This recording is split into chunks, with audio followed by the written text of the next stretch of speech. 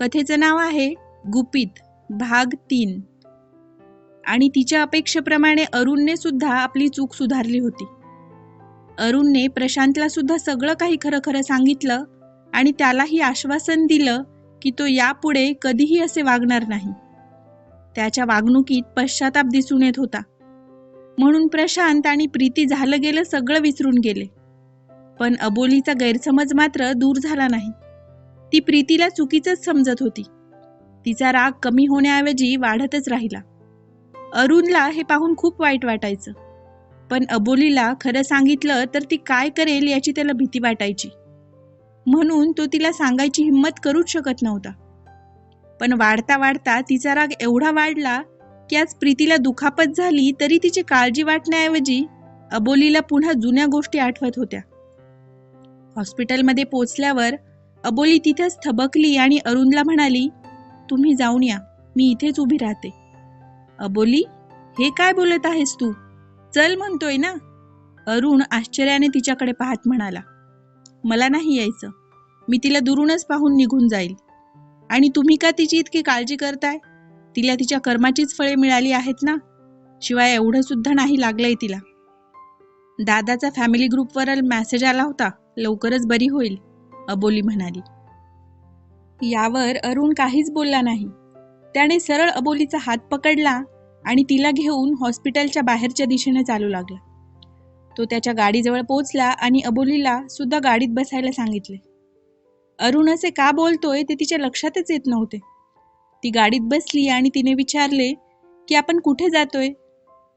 त्यावर अरुण काहीच बोलला नाही. मग अबोली सुद्धा गप्प बसली. अरुण गाडी शहराच्या बाहेरच्या दिशेने नेत होता. इतक्यात एका हॉटेलसमोर गाडी उभी केली आणि अबोलीला गाडीतून बाहेर उतरायला सांगितले. अबोली गाडीच्या बाहेर आली आणि तिने समोर पाहिले. ते पाहताच तिला धक्का बसला. अरुण तिला म्हणाला, काही आठवतंय का? हो, मला आठवतंय. हे तेच हॉटेल आहे जिथे प्रीतीने मला आणलं होतं. ती म्हणाली होती की तुम्ही कुणा मुलीसोबत इथे आहात म्हणून, पण तुम्ही इथे नव्हतेच, अबोली म्हणाली. असं तुला वाटतं, अरुण म्हणाला. म्हणजे? अबोलीने आश्चर्याने विचारले. म्हणजे मी त्या दिवशी इथेच होतो, अरुण एक दीर्घ श्वास टाकत म्हणाला.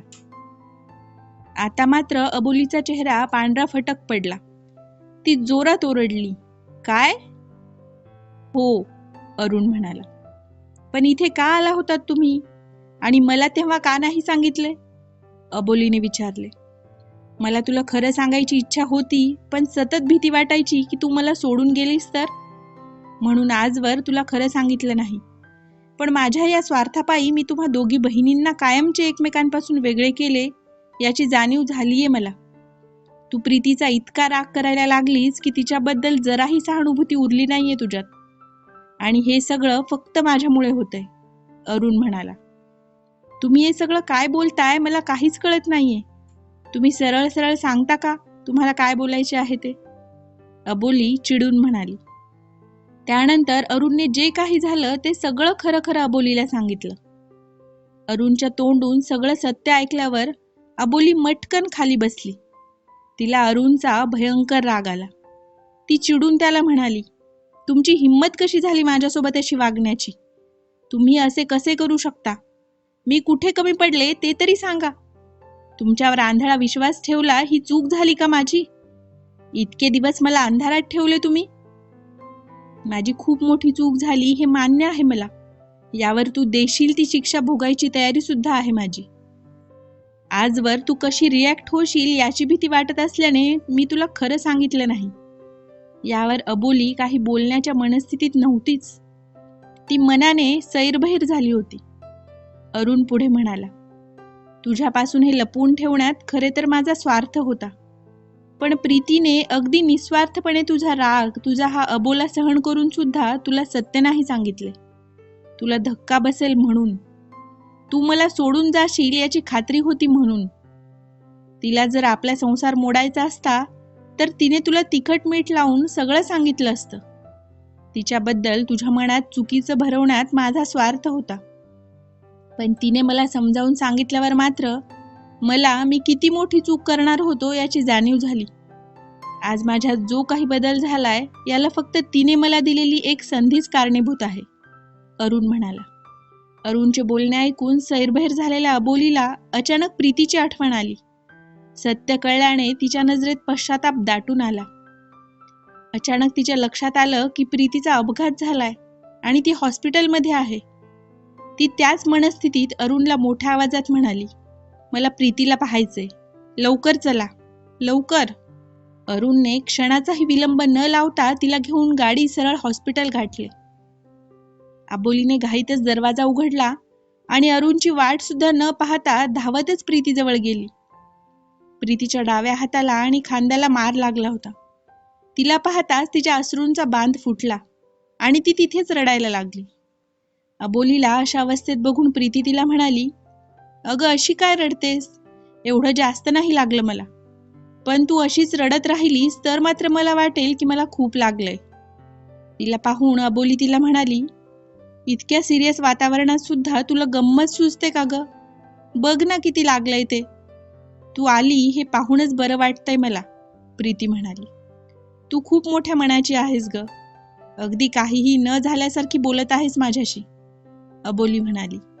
या दोघी बहिणींचे बोलणे सुरू आहे हे पाहून प्रशांत तिथून निघून गेला. प्रीती पुढे म्हणाली, अगं जे काही झालंय त्यात तुझी तरी काय चूक?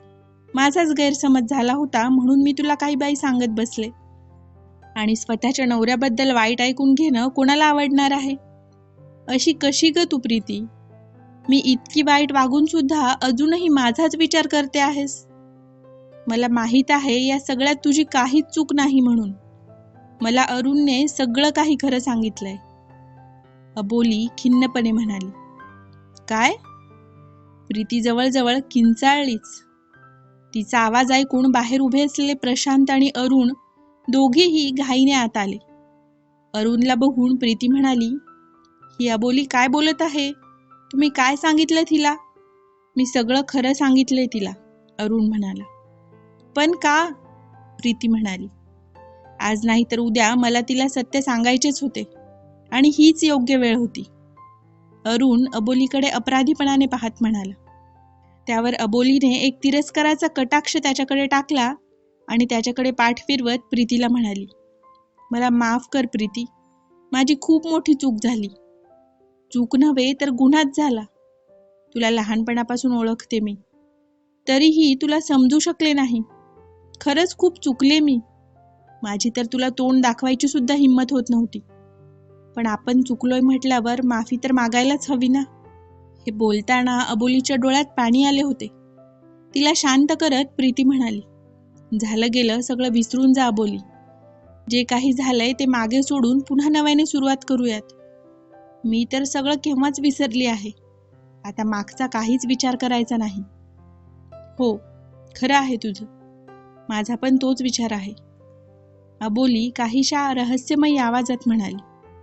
पुढे काय घडले ते ऐकण्यासाठी पुढील भाग नक्की बघा आणि अशाच नवनवीन कथा ऐकण्यासाठी आमच्या मितवा चॅनलला सबस्क्राईब करायला विसरू नका. धन्यवाद.